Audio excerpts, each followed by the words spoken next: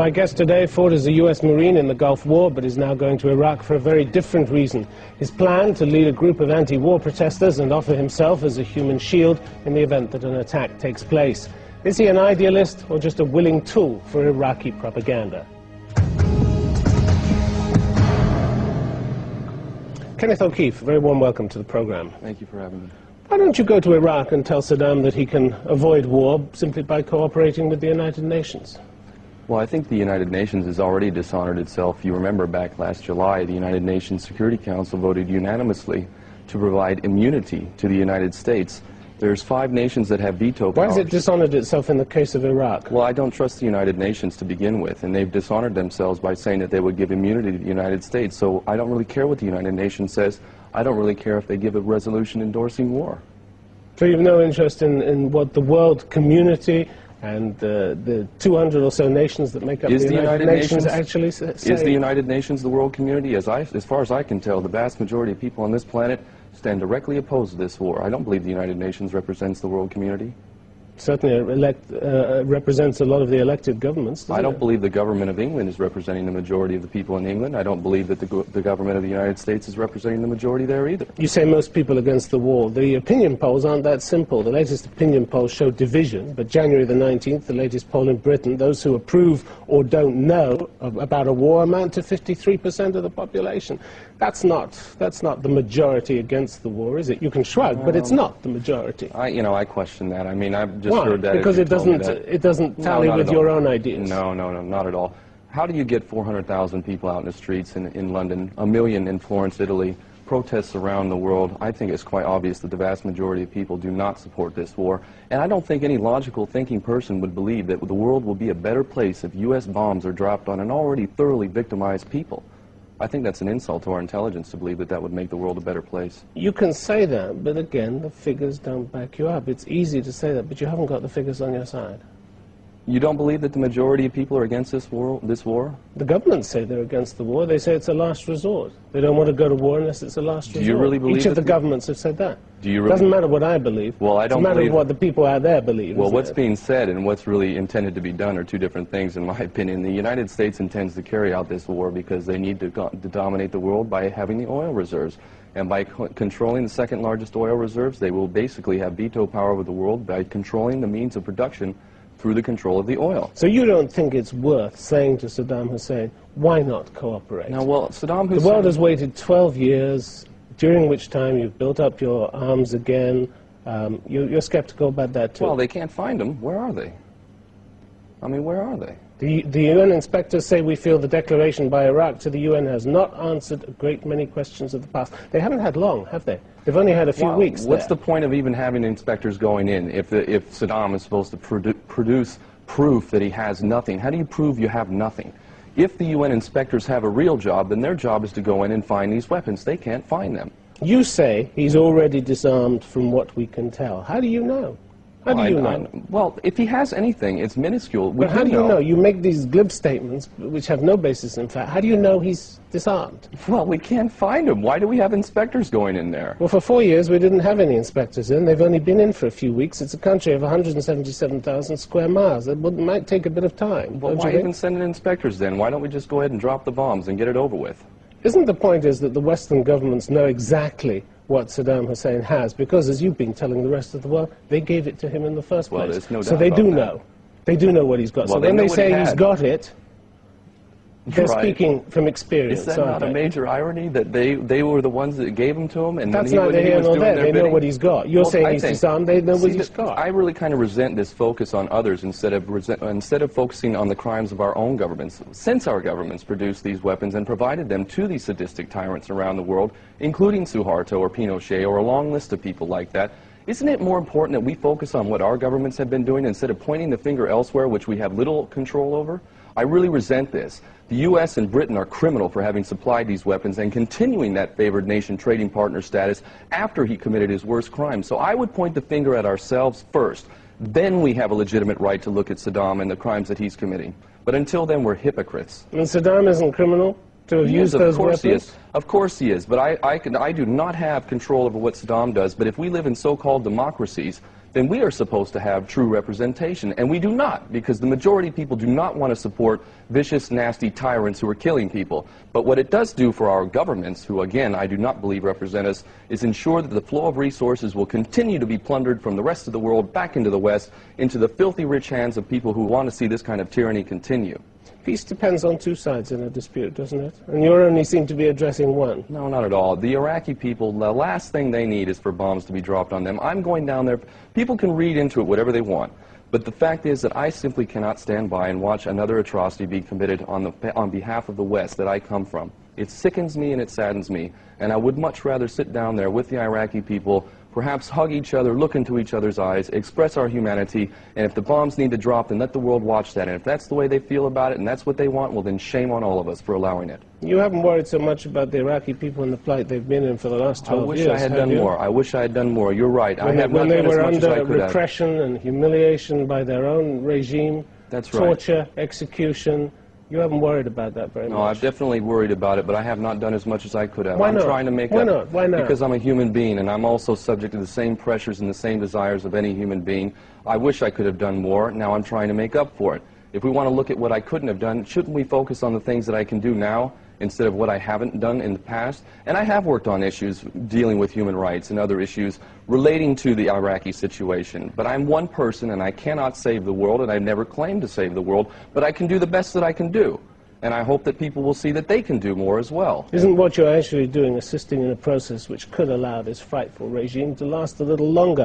What help is that to the Iraqis, which you profess to care so much about? Well, if you look at the protests that are going on in Iraq right now, they're against government-sponsored. Government-sponsored. I don't believe that. You don't believe that people are free to protest in Iraq, I don't believe that all of the. I don't believe that these are all people who are being forced into protesting against the U.S. I believe that these people in Iraq. How many anti-government demonstrations? You know what? They hate many of them. Most of them hate Saddam, but they hate America even more. Mr. O'Keefe, how many anti-government demonstrations do you see in Iraq?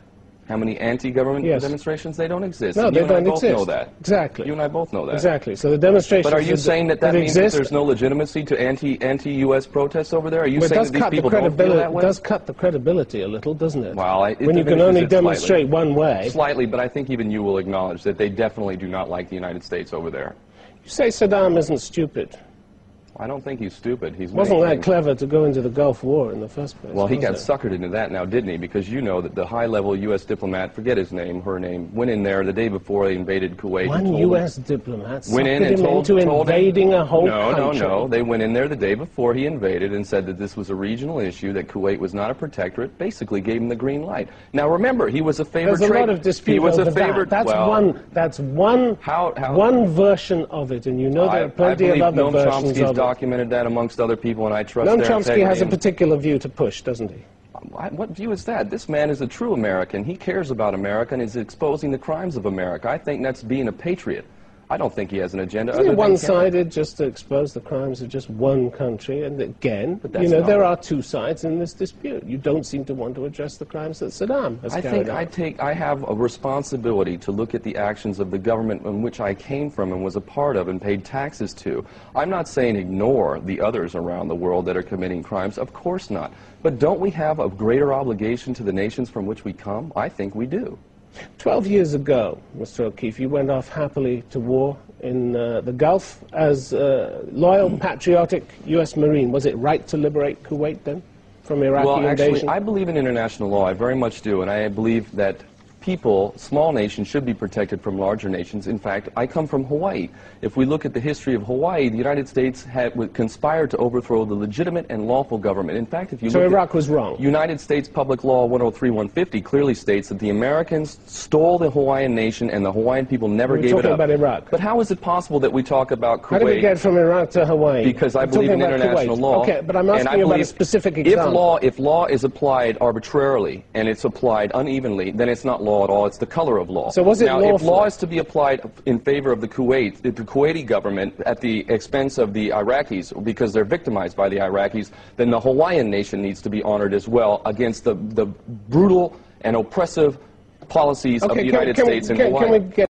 States had conspired to overthrow the legitimate and lawful government. In fact, if you So look Iraq at was wrong. United States Public Law 103-150 clearly states that the Americans stole the Hawaiian nation and the Hawaiian people never gave it up. We're talking about Iraq. But how is it possible that we talk about Kuwait? How did we get from Iraq to Hawaii? Because I believe in international law. Okay, but I'm asking you about a specific example. If law is applied arbitrarily and it's applied unevenly, then it's not law at all. It's the color of law. So was it now, lawful? If law is to be applied in favor of the Kuwaiti government at the expense of the Iraqis, because they're victimized by the Iraqis, then the Hawaiian nation needs to be honored as well against the brutal and oppressive policies of the United States and Hawaii. Can we get back to the question? Can we back to the question? You've had your run around the houses. Can we go back to the question, which is, was Iraq justified in attacking Kuwait and invading Kuwait? No, it wasn't. But it does. That question does ignore the fact that the lines that were drawn by the British were basically an insurance policy that there would be division and fighting and hostility and border disputes and all sorts of stuff. So you're making excuses for the fact that he went into Kuwait? But let's not ignore the historical reality behind why that invasion occurred in the first place. I'm not justifying it. As I've said, I believe in international law. But when international law is applied in one way, where the powerful dictate when law is applied, so the world should have left nothing but the color of law. You went to fight you thought it was a just war. I was young and I was a bit naive. You thought it was a just war. I thought there was some legitimacy to it, yes, but I did not have the understanding. And you still do? I think there was some legitimacy to it. What action did you see? Well, my unit earned a combat action ribbon. I never fired my weapon, but I do know what it sounds like to have a bullet fly by. As I said, my unit did earn that combat action ribbon, so I guess technically I've seen combat. My job was, in the unit I was with, to secure the road that led from Kuwait City to Baghdad, which is otherwise known as the Highway of Death, where 20,000 plus Iraqis, retreating Iraqis, were slaughtered by cowards flying planes, pushing buttons, sending missiles down to people who wanted to live. You were a loyal Marine. You were doing what you thought was your patriotic duty. I did the job that I was called to do, yes. The job that you were paid to do. Yes. Were you scared of dying? I contemplated death, yes. I did reflect on my mortality. I even began... In what terms? Well, I realized that I might not survive, and that I might not see those that I love very much again, and that causes you to reflect. You did the job, but you did the job willingly. You were loyal, you were committed, you'd gone through pretty rigorous training. You must have believed in what you were doing. I knew that nobody forced you into the Marines, did they? No, of course not. I've admitted on record it was perhaps the stupidest thing I've ever done, but in the end it's actually turned out to be one of the best things because... But at the time you were proud of the unit, proud of the people you served with. There would be a little bit more explanation needed, but essentially, no, yes. give me the explanation. Well, I was treated in an arbitrarily negative way while I was in the Marine Corps because I spoke out on something, and this was something... You were a difficult guy. Yeah, I've always been the kind of guy who doesn't accept power being abused, no matter who's delivering it. Or a problem with authority, which was it? I don't have a problem with authority when it's just, but when it's being abused, I have a big problem with it, no matter where it comes from. You were in an altercation about air conditioning on board a ship in the Mediterranean. It seems quite trivial, but yes, let me explain it. Wasn't it? Well, the thing is that the troops that have to deal with the reality of all sorts of duties, who are being told to do something by their superiors, who are telling them that leadership by example is what the Marine Corps is all about. I think that I had a responsibility to expose these so-called leaders for what they were, which was not leading by example, and I was punished as a result of speaking out. Now, I could have done this anonymously, what I did, and this is a longer story, and I don't want to waste too much time on it, but I could have... No, but it says something about you, doesn't it? It does. I could have done this anonymously. I could have reported them anonymously, but I owned up to it. I said, I'm the one who did it, and because of that, I paid very dearly. Because of this argument over air conditioning, you actually abused them. You were accused of abusing... You accused them of abusing their power, didn't you? I don't accuse it. They did abuse their power. They had no right to... That's a pretty serious charge over air conditioning, isn't it? No, they had no right to close off a passageway on a ship. That is reserved to the captain and the highest enlisted Navy personnel on board a ship. They had no right to do it. It was an abuse of power. They were making life more difficult for others, and all the while they're telling us to lead by example. And you still think you did the right thing? Absolutely. You still don't think it was a petty thing and a petty quarrel to have No, definitely not. I stand by it. Even though you say a lot of Marines would no doubt describe me as a provocateur or bad apple, but to my mind I did the right thing. I did do the right thing. And all the jobs that I was required to do, such as carrying a heavy pack long distances and knowing how to fire my weapon, knowing tactics, I did those things extremely well. I carried myself with honor. I stood by what I did. I owned up to it honestly, and I paid a price. While serving your country in the Marines, you knew about your country's history, you knew that it had done bad things in Chile, for example, in Latin America, things that the Clinton administration in many cases actually apologized for later. But it was okay then. No, actually, I didn't know those things. Why not? The first one, because I was stupid, and I didn't learn it, and I was lied to, because they didn't teach me these things in school. In fact, I didn't even know what the U.S. Constitution You know that said. every country does bad things, or has done bad things in its history. Yeah, but I also know that the United States has had an incredibly, enormous amount of bad things. In fact, I have no question about the United States being the #1 terrorist of the 20th and now the 21st centuries. We look back That's a pretty emotive name to throw at a country that's just suffered, you know, September the 11th. Yeah, 3,000 lives compared to, say, 3 million in Southeast Asia. How incredible it is that we value white life. White life, it seems, is worth about 10,000 or 20,000 or 100,000 dark-skinned lives.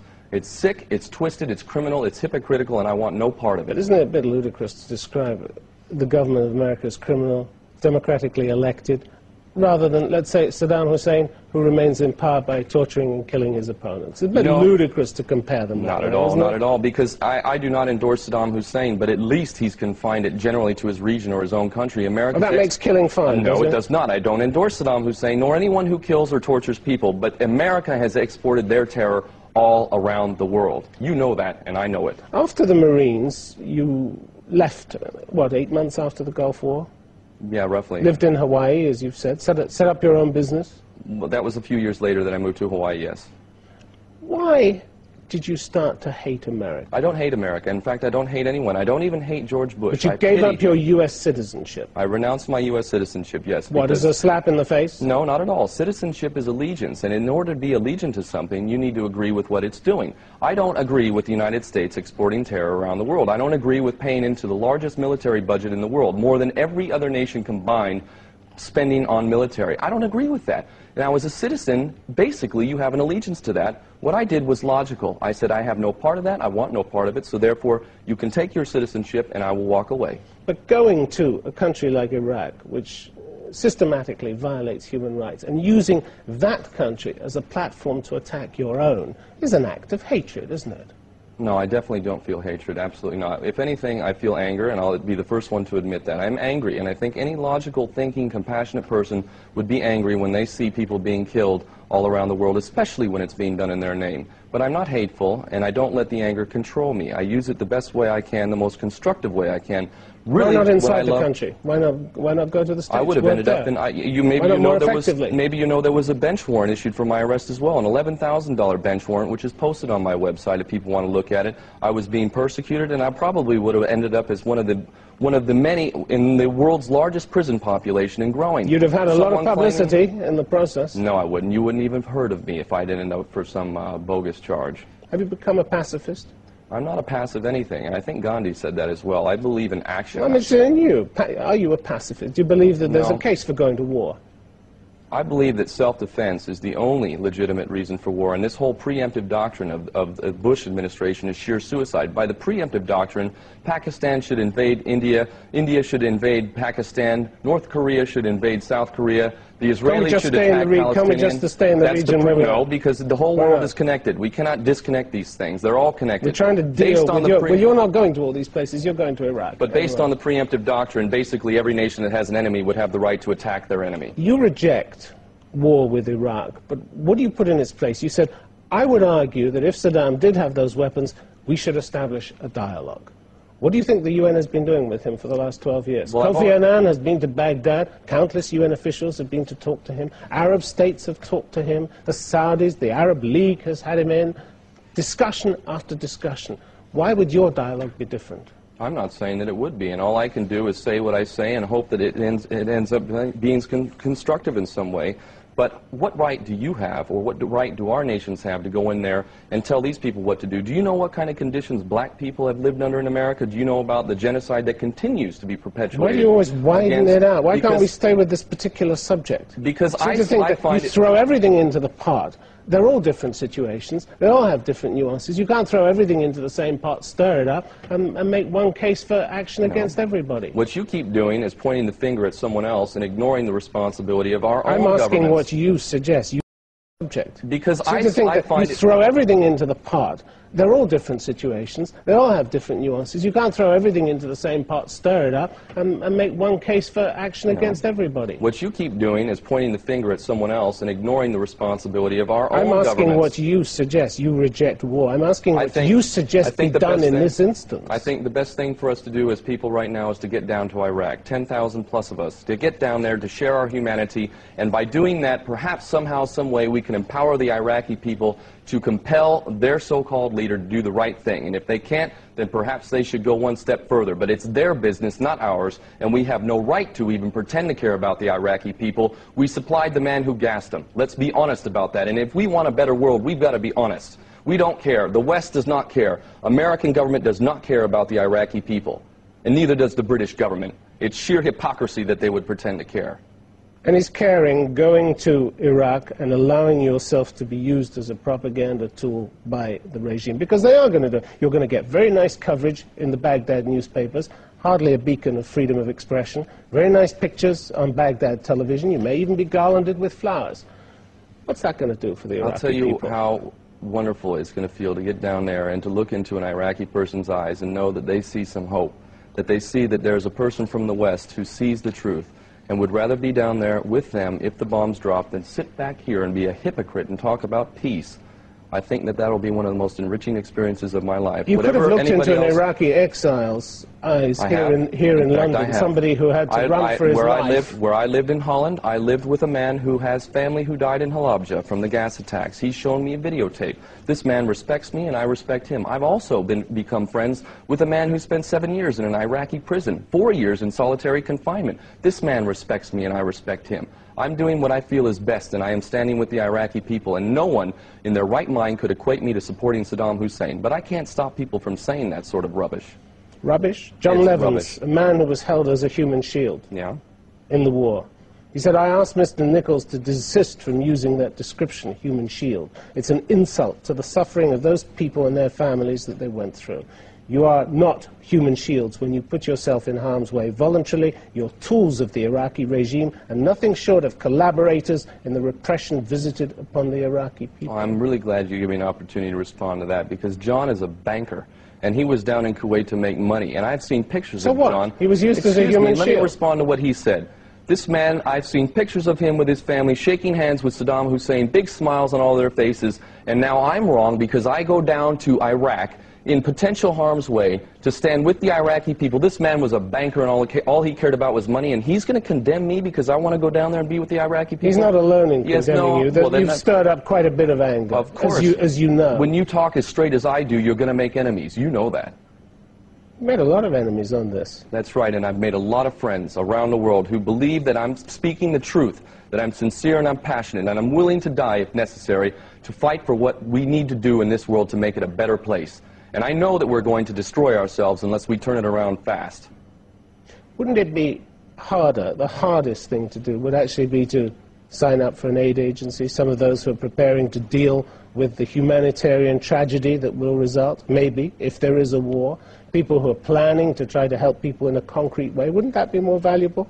I think that everybody has something to offer, and if that's what feels right to someone else, then I encourage them to do that. I would certainly support anyone doing what they feel is right. My way is the way I'm doing it right now. I stick to what I believe. Every time I've done something that I felt was right, it ended up being the right thing to do.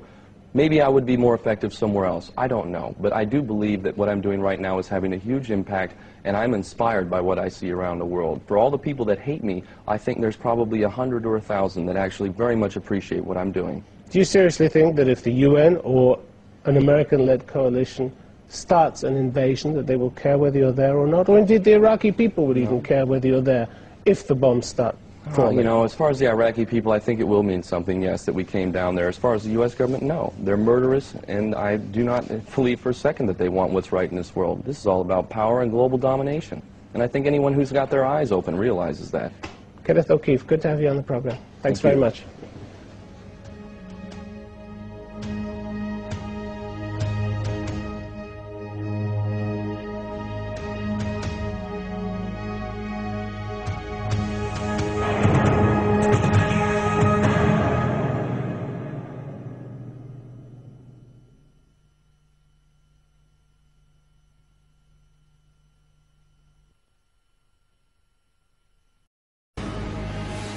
Israel has eased its blockade on the Gaza Strip. Not by as much as some would like, but the Middle East envoy Tony Blair says it is a good start. It follows the death of 9 Turkish activists killed by Israeli soldiers when they raided an aid flotilla as it tried to break the naval blockade of Gaza. Ken O'Keefe, my guest today, was on that boat and involved in the violence. So was it worth it?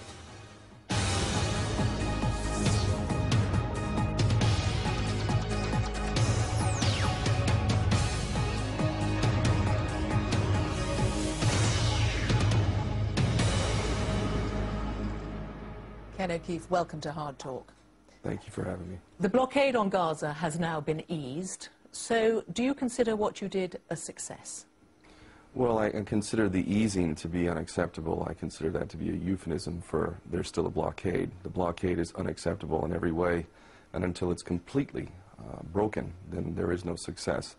On that day, there'll be partial success, but ultimately the goal is not just the ending of the blockade, but to have real stability, security, and peace in that region. So until we achieve that, there is no success. Do you think that partial success, as you call it thus far, was worth the lives of 9 Turkish men? Absolutely, and I say that not lightly at all, because Palestinians die every day, and we don't hear about them in the news like we've heard about them in the flotilla. And it seems as if the Palestinian lives don't equate to non-Palestinian lives. I don't agree with that. Palestinian lives are every bit as precious as every other person's life, yet they die on a regular basis. But aren't there other ways of doing it? 9 men lost their lives. Isn't there another way to convince Israel to ease its blockade? Well, there's no question at all that before this flotilla happened and the violence that Israel perpetrated on that ship, there was no real talk of ending the blockade, easing the blockade. America was standing behind its policy of supporting Israel unconditionally. The Egyptians were collaborating with the Israeli and American policy in keeping Rafah closed. And ultimately, there was no real talk from the EU or the United Nations. So only because people have died and done what they are capable of doing do we see any real movement at all. I don't know how we can possibly ignore that. Let's turn to what happened on that morning when the Mavi Marmara was boarded by Israeli soldiers. The Israeli Defense Forces released video that they have obtained of the event, and we can take a look at it here now. Where were you at the time? Were you on the top of the ship? I was one deck below the top deck where the commandos are coming down. What the Israeli Defense Force say about this is that, and it's clear from some of the video, that it was when the first soldier came down that he was attacked. Yeah, what the Israelis are not revealing is all the footage that would not support their whole idea of what happened on that evening. There's lots of footage that has been confiscated and is held in control of the Israelis. I saw one dead body before I came into contact with the first commando that I helped to disarm. And he was shot right square in the forehead, and I know this man was a photographer and was not holding any weapon at all. Before they started coming from the helicopters, they came from the boats at the sides and were firing percussion grenades. They were also firing rounds, which it would appear have been live rounds as well. And ultimately, they were using all means to cause disruption and chaos. It was an attack. It wasn't a boarding, it was an attack. Israel says that when they went on board, they used rubber bullets and paint guns, which they used for riot dispersal. And it was only when a firebomb was thrown at them that one of their soldiers was stabbed, and when their pistols were taken off them, that they used live ammunition. You know, Ehud Barak said before we let out on that mission that they would use any means to stop us, and at any price they would stop us. That's his declaration before we headed out. The Israeli lies are continuous and incessant. And the ultimate proof of that is that they will not allow the evidence which would be counter to their argument to be released. They control all of the evidence that's being released at this point. But what is clear from those videos, and there's videos available as well where you can see somebody, and it would appear to be the first soldier, as soon as he lands, he is being beaten. A second one comes down, the same thing happens. You know, I actually don't have any problem with acknowledging that. It's pretty clear from the video, and what I will do is use Gandhi as an example. I subscribe to Gandhi's philosophy of nonviolence first and foremost, but under certain circumstances, i.e., when you're being attacked and people's lives are at stake, you have every right to defend yourself, and I shall... That is exactly... Let's watch this then. Well, let's watch this, but that is exactly the argument that Israel itself would use. I mean, this has been the the writing on the screen was put there by the Israeli Defense Force, but it's clear what you can see. The Israeli soldiers are being attacked, and their argument is they were only acting in self-defense. Sure. And you know what the problem is with that argument? The problem is that there are 1.5 million people in Gaza, among them 800,000 plus children. Children who have been subjected to medieval-type situations. We can get on to the situation in Gaza. Let's just deal with what happened on that ship. This ship and this mission was intended to break that blockade, which is violating children every single day. Every single day. But the intention to block the blockade, because you say, look, Israel had certain intentions before it came on board. They're saying certain things about those people on the ship. What was the intention? What did you plan before they boarded the ship? The plan was to break the blockade and deliver aid which is critically needed to the population of Gaza, which has been subjected to an inhumane, illegal, collective punishment policy which subjects 800,000 plus children to conditions that we wouldn't tolerate for one day in Britain or the United States or any other civilized country. If you want to win the argument, you also need to be clear about what happened on that ship. I'm clear about it. We used non-lethal means to defend ourselves. I myself took possession of one weapon, a 9mm pistol from an Israeli commando, and I took that weapon, I separated the bullets, which were real bullets, by the way. I separated the bullets from the weapon. We, on that ship, that night, had possession of 3 Israeli commandos.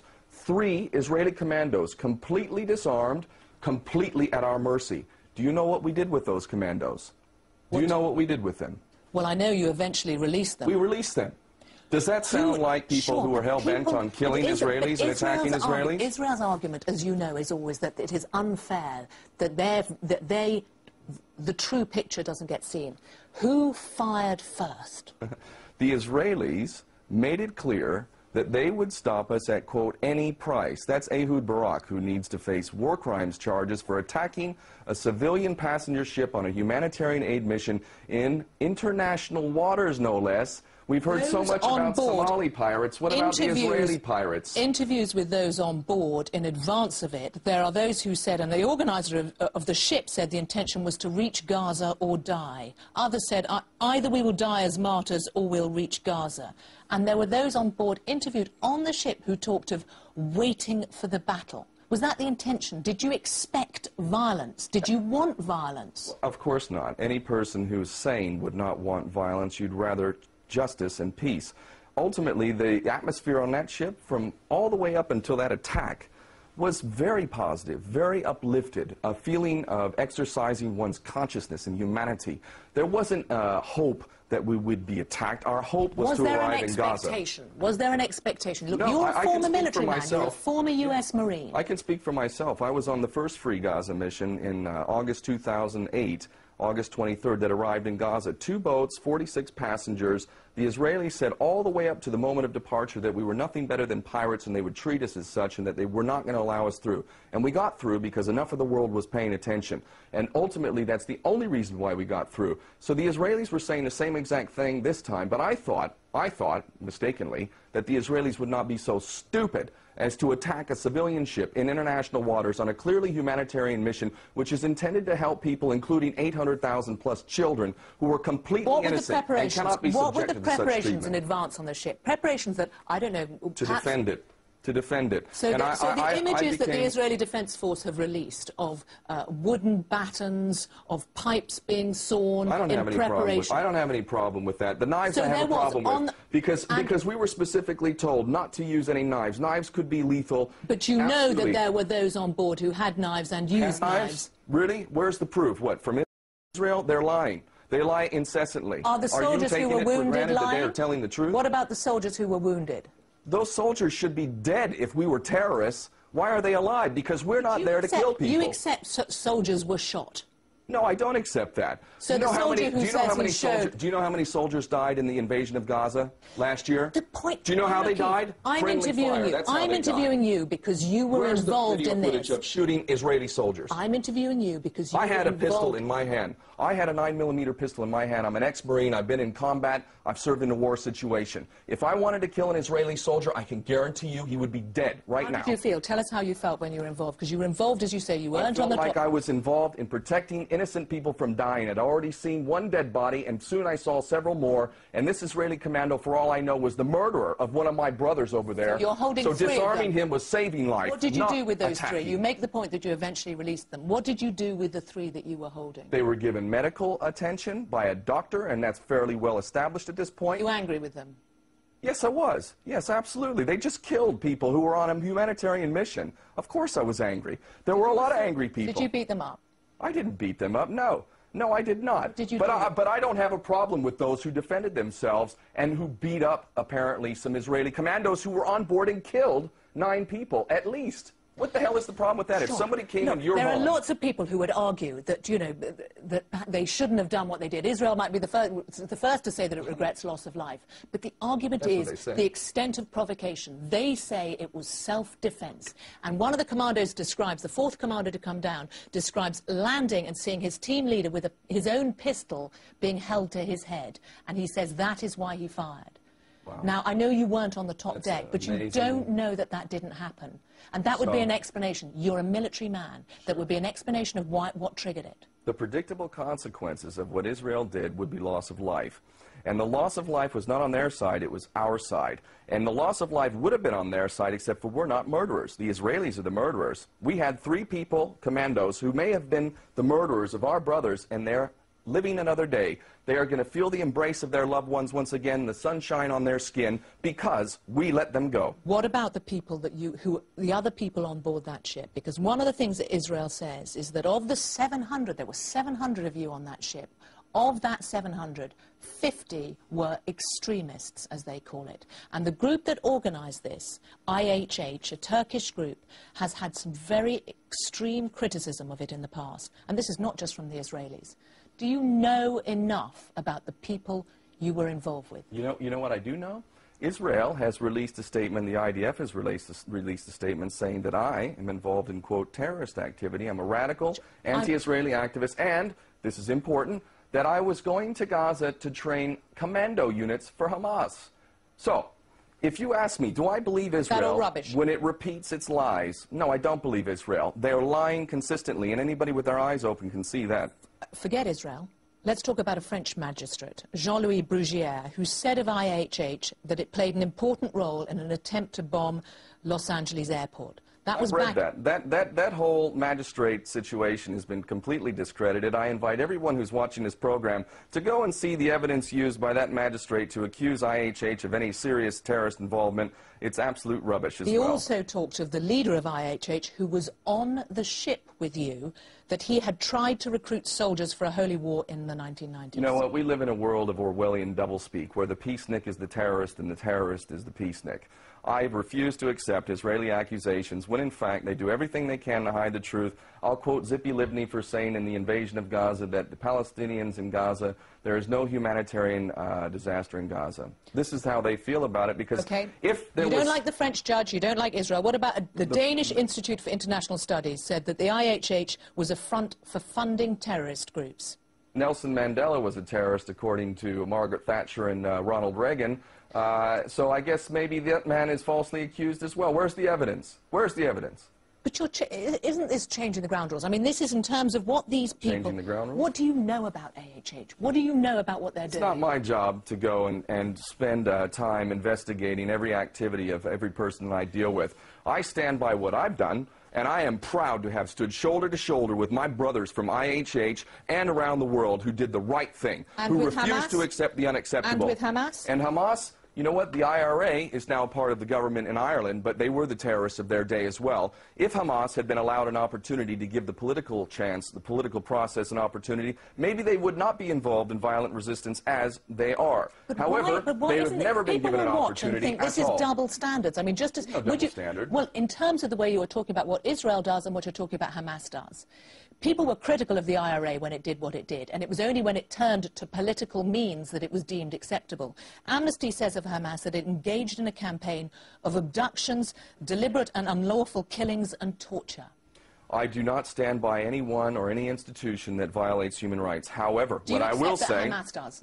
Yes, I do. And I will say, absolutely, 100%, without reservation, I support the right of self-defense without any doubt, I would be involved myself in violent resistance if I were a citizen of Palestine or Iraq or Afghanistan. And if I were a citizen of the United States or Britain and someone from halfway around the world came into my country and started stealing my land and killing my family, guess what? I would defend my country as well. So, I absolutely 100% defend the right of self-defense, and I will never shy away from that. I will not join the long list of embarrassments who condemn terrorism while forgetting to acknowledge that the biggest terrorist on the planet is the United States government for all of its terrorism around the world. Do you accept that Israel has a right to defend itself? Absolutely, every country does, and that's exactly why the hypocrisy and the lies of Israel are so transparent. Are you telling me we don't have the right to defend ourselves? When I saw dead bodies on that ship and we were hitting people with bars and sticks, we don't have the right to defend ourselves, but they do they? Hamas doesn't recognize the right of Israel to exist. You know what that sounds like to me? That sounds like the African National Congress and Nelson Mandela refusing to accept apartheid and recognize apartheid. I say that Israel, if it wants to be a genuine partner in any kind of peace, needs to destroy its whole ideology of Zionism. Zionism that makes other people goyim, who do not deserve to be in the Holy Land. That's the real problem. If Israel will embrace every people, including Palestinians, equally, human rights respected across the board, then I would challenge Hamas to change its charter and say we will acknowledge Israel. But until that time, I see no difference between Nelson Mandela and Hamas in refusing to accept apartheid or the Zionist Israeli state. The Israeli government, their first job is to defend their citizens. They have rocket attacks from Gaza. They have intercepted, in 2009, the Frankop holding hundreds of tons of war material for Hezbollah. In 2002, the Karine A holding dozens of tons of weapons for Hamas, sailing to Gaza from Iran. They are trying to defend their right to exist. That is why their argument is it's self-defense. And if you believe that, then I've got some swampland in Florida to sell you as well. If you wanted peace and you carried out the policies of Israel, then you'd have to believe that these people are the biggest idiots ever. It's like America saying it wants peace, yet conducting state-sponsored terrorism in Iraq and Afghanistan. That's a lie. Israel is lying. They don't want peace. Are they lying when they say there was no humanitarian aid on the ship? Peace for Israel, to them, and the Zionist agenda is the end of the Zionist project. They don't want peace. It's a lie. It's an absolute lie. And the policies, to any thinking person, reflect that. I can't speak for Hamas. I think that what I do know about Hamas is that they've actually done something to help their people. And they have also, I think, helped to give ammunition to their enemies by violating human rights and not doing everything that they should do to respect the rule of law. I'm not going to sit here and defend Hamas any more than I'm going to defend anyone who violates human rights. However, Hamas has done a lot to help its people, and for that it has to be given credit. And it also cannot be bought. Do you not think that the Israeli people would say that of their own government? They elected it. I actually think that the Israeli government is a reflection of the propaganda that has made the Israeli people so ignorant of the facts. Or defensive. They are under constant rocket attack. They feel that they How many people have the rocket attacks killed? These are glorified fireworks against the fourth largest military in the world with the latest technology and weapons of mass destruction. 3,000 rockets out of Gaza in the last 3 years. 3,000 rockets that killed how many people? The point is that Israel feels under threat. I think the rockets are a desperate attack. Tell us this. Let's go back to what was on your... Let's talk about what was on your ship, because Israel says that there was no humanitarian aid on that ship. What was on it? We had passengers on that ship who are expressing their humanity. In a way, that's a form of humanitarian aid. That was not the primary cargo ship. To deny that the cargo ships, which were also confiscated, didn't have things like cement, didn't have things like wheelchairs, didn't have things like medical supplies, is another lie. But that's just it. Israel just lies incessantly. So why not? If you wanted to get this human aid through to the people of Gaza, why not do what they said? Dock in the port of Ashdod in Israel and allow even an Egypt or an international organization to deliver the aid? Because it would be acting like a fool who believes that Israel has any intention of actually delivering all the aid that you're bringing. They don't allow cement in, they don't allow building supplies in, they don't allow all sorts of things, to the point that you have an unemployment rate that is the highest in the world, a poverty rate that's African levels. You have children who are malnourished and anemic. You have terrible, terrible hardship. Obviously, Israel doesn't want to let all the supplies in there. So when Israel conducts this inquiry that it is into what happened... It's a farce and a joke, and we all know that. Even though it has David Trimble and Ken Watkin on it, the Canadian and Northern Ireland. Well, you discredit yourself now, David Trimble, don't you? You know? If they asked you, would you give them evidence? Absolutely. I'm giving evidence right now. I have nothing to hide. Would you go back to Israel to give them evidence? I'm seriously considering that. Because you know what? There are thousands of political prisoners from Palestine, my brothers and sisters who I consider to be my family, who don't have the same opportunity that I do. They don't have that shining light on me. They don't have BBC interviewing me. Yet they're sitting there in prison, not having access to their family, and they're my brothers and sisters. So I'm thinking about it very, very seriously, even though I know there is no justice in Israel. Do you fear for your life? You've talked about the fact that you might be on some I heaviest. believe in what Malcolm X said. When he was asked, what is the price for freedom? Malcolm said, the price for freedom is death. And if you're not willing to pay that price, then don't use that word in your vocabulary. And did you think you were going to die? Life. Did you think you were going to die when you were on the Mavi Marmara? No, I thought we need to defend this ship. We need to succeed in this mission. We need to end this blockade. That was what was running through my thoughts. You used to be a U.S. Marine. You've moved quite a long way from that. Thank God for that.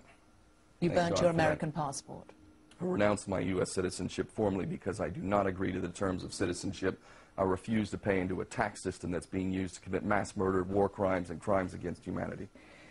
Your anger, how will you use it next? Based on love, and that's why I do what I do. How will you use it next? What will you do I've been next? involved in a project called Aloha Palestine, a social enterprise intending to do safe trade with Gaza, to bring in items counter to what Israel is getting from Britain and the United States, weapons of mass destruction, small arms and things like that, to bring in safe trade items such as things that are needed for the civilian population to live a decent life.